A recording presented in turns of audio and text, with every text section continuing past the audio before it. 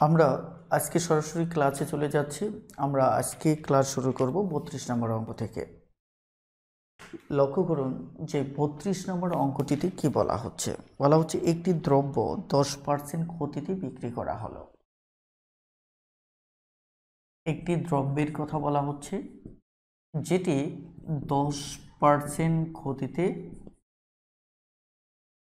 বিক্রয় করা হলো।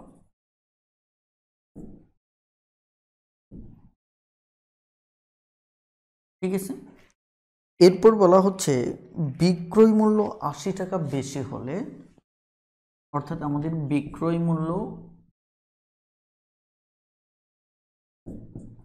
80 টাকা বেশি হলে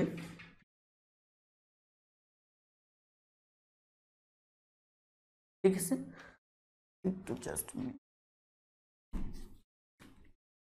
আমাদের বিক্রয় মূল্য যদি 80 টাকা বেশি হয়, অর্থাৎ 80 টাকা বেশি হলে, আমি সম্পূর্ণ প্রশ্নটা লিখতেছি একটু বেসিকটাকে ক্লিয়ার করার জন্য, যে 10% কি হতো, আমার লাভ হতো। এই প্রশ্নে জানতে চাওয়া হয়েছে দ্রব্যটির ক্রয় মূল্য কত। দ্রব্যটির ক্রয় মূল্য কত, ঠিক আছে।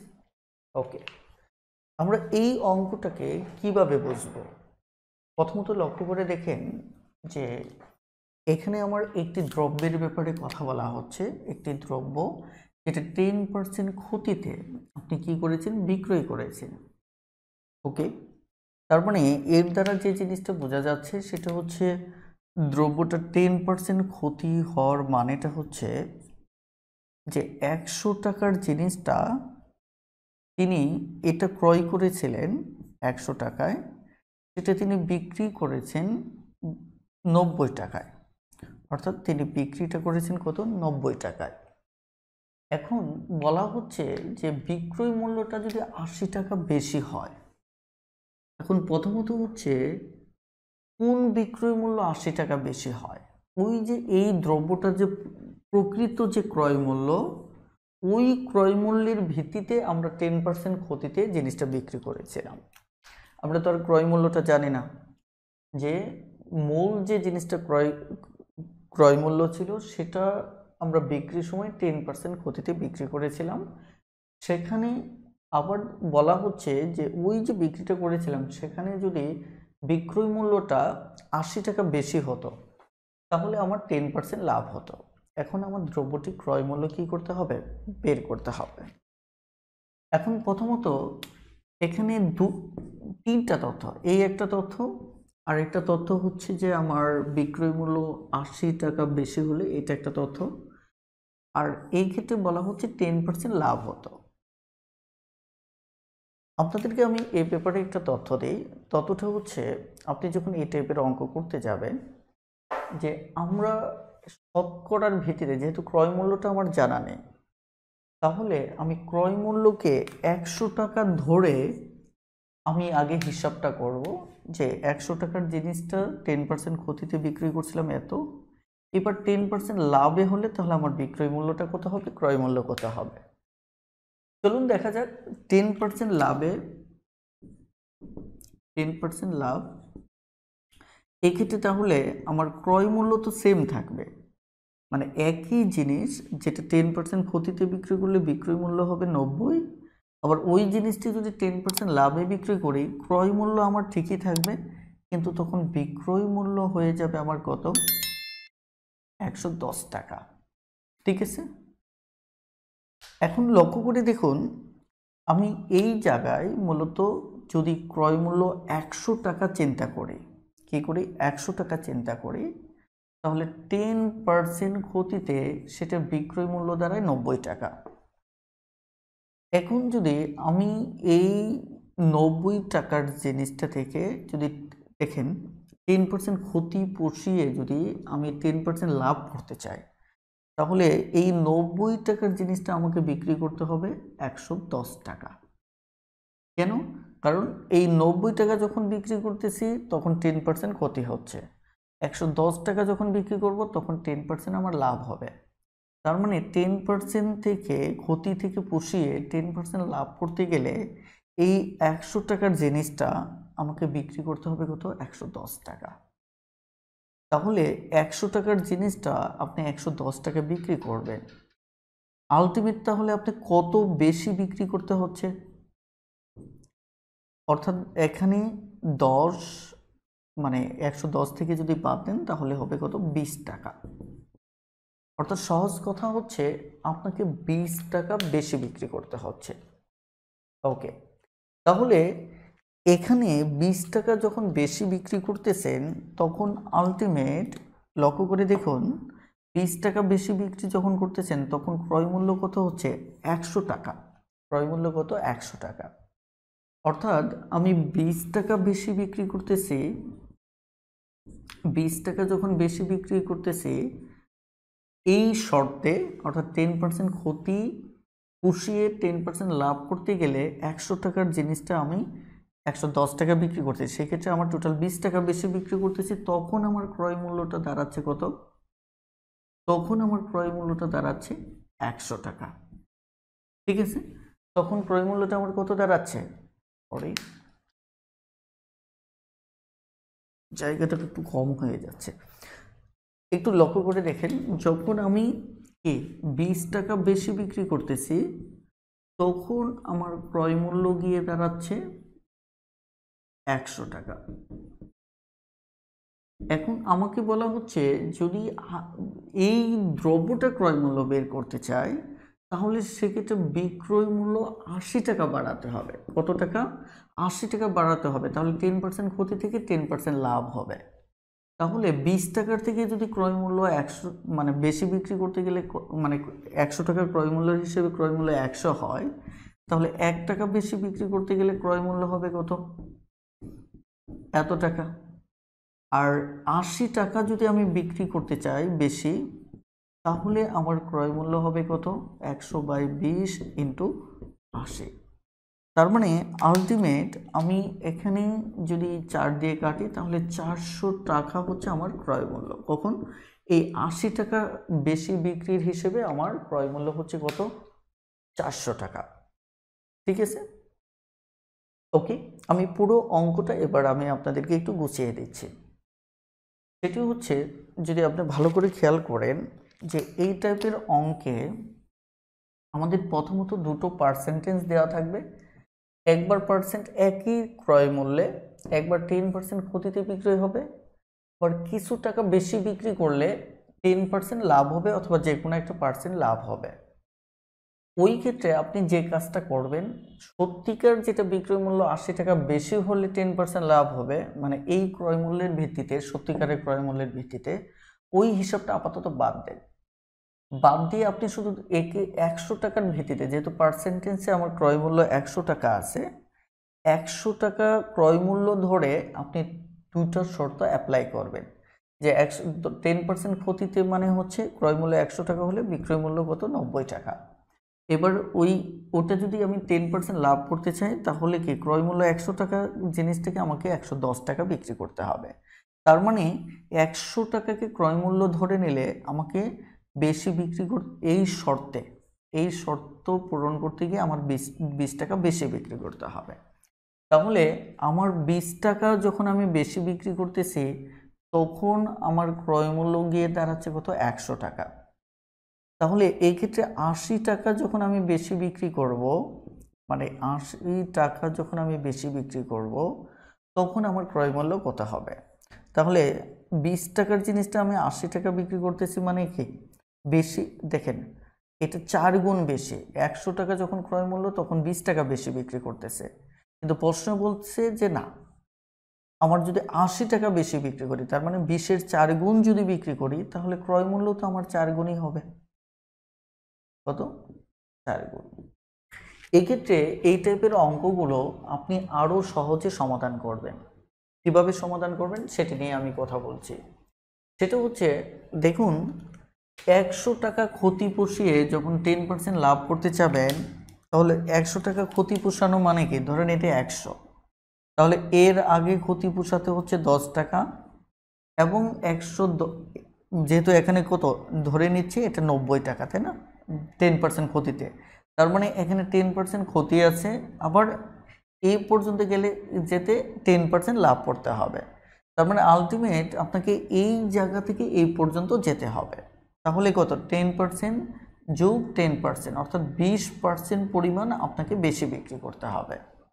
এটা প্রথমত হিসাব করবেন। তাহলে 20% বেশি বিক্রি করতে হবে এই অঙ্কের শর্ত অনুসারে। তাহলে এটিকে সাজালে হয়ে যাচ্ছে, এখানে ক্রয় মূল্য কত, আমাদের যেহেতু ক্রয় মূল্য বের করতে হবে, তাহলে ক্রয় মূল্যটা উপরে দেবেন, তাহলে এই কত বেশি সেটা নিচে দেবেন। তাহলে আলটিমেট আমার বেশি কত 80। তাহলে আমরা কাটাকাটি করলে আমাদের উত্তর হয়ে যাচ্ছে কত 400। তার মানে এই জাস্ট শুটো করে আপনি কয়েক লাইনে অঙ্কটা করে ফেলতে পারেন। ঠিক আছে, তাহলে একটু লক্ষ্য করুন, আমরা আরো 1-2টো অঙ্ক করি, তাহলে আমাদের বুঝতে সুবিধা হবে। 34 নম্বর অঙ্কটাতে কি বলা হচ্ছে, বলা হচ্ছে একটি ঘড়ি 35% ক্ষতিতে বিক্রি করা হলো, 15% ক্ষতিতে বিক্রি করা হলো, এত পার্সেন্ট ক্ষতিতে। এরপর যদি বিক্রয় মূল্য আমার বেশি হবে কত, বিক্রয় মূল্য বেশি হবে 8 টাকা, তাহলে এই ক্ষেত্রে আমার বলা হচ্ছে 10% কি হবে, লাভ হবে। লাভ হবে কত 10%। তাহলে এই যে দুটো কনসেপ্ট, এই দুটো কনসেপ্ট খেয়াল করেন যে 15% ক্ষতি পুষিয়ে আমাকে 10% লাভ করতে হবে। তার মানে আলটিমেট আমাকে 25% বেশি বিক্রি করতে হবে, অর্থাৎ আমার ক্রয় মূল্য এখানে হচ্ছে কত 100 টাকা, আর আমাকে বেশি বিক্রি করতে হবে কত 25 টাকা। ঠিক আছে, এখন প্রশ্নে বলা হচ্ছে যে না, বেশি বিক্রি করবেন আপনি 8 টাকা। এখন 8 টাকা যদি বেশি বিক্রি করেন, তাহলে অঙ্কটা আপনি কিভাবে সমাধান করবেন? ঠিক আছে, এখন খুবই সহজ অঙ্ক, আপনারা নিশ্চয়ই বুঝতে পেরেছেন যে ক্রয় মূল্য যেহেতু বের করব, তাহলে ক্রয় মূল্য আমরা উপরে রাখবো, 25 নিচে রাখবো, আর আলটিমেট 8 টাকা বেশি 8 দ্বারা গুণ করব। তাহলে এটা 4 হলে তাহলে আমাদের কত হচ্ছে 32 টাকা, অর্থাৎ এই ক্ষেত্রে তাহলে আমাদের ক্রয় মূল্য কত হচ্ছে 32 টাকা। আমরা আরো একটা অঙ্ক করি 33 নম্বর। দেখেন 33 নম্বর অঙ্কটাতে কি বলা হচ্ছে, আমাদের 33 নম্বর অঙ্কে বলা হচ্ছে একটি দ্রব্য 10% লাভে, কি 10% লাভে, 10% লাভ, লাভে আপনি কি করবেন, এখানে বিক্রি করবেন, আর বেশি যেটা হবে মানে শর্ত যেটা বলছে বেশি 60 টাকা বেশি হলে, কত 60 টাকা যদি বেশি হয়, তাহলে সেক্ষেত্রে 15% লাভ হতো, 15% লাভ হতো। তাহলে দেখেন এবার কিন্তু ওই অঙ্কের সাথে একটু ভিন্নতা রয়েছে। ভিন্নতাটা কি, ধরেন আপনি 100 টাকার জিনিসটাকে প্রথমে 110 টাকা বিক্রি করলেন, এতে আপনার 10% লাভ হবে। এখন বলা হচ্ছে যে আপনি যদি 60 টাকা বেশি বিক্রি করেন, তাহলে 15% লাভ হবে। তাহলে এই 100 টাকার জিনিসটা আপনাকে সেই ক্ষেত্রে 115 টাকা বিক্রি করতে হবে। তার মানে এই ক্ষেত্রে যেহেতু বেশি তথ্যটা দেওয়া আছে, আমাকে কত বেশি বিক্রি করতে হবে সেটা গুরুত্বপূর্ণ। তাহলে বেশি বিক্রি করতে হবে, আগেই তো 110 টাকা বিক্রি করেছি, এবার 115 টাকা বিক্রি করতে হবে, তাহলে আমাকে বেশি বিক্রি করতে হবে কত, এই দুটোর বিয়োগফল, অর্থাৎ 115 মাইনাস 110, তার মানে আমাকে 5% বেশি বিক্রি করতে হবে।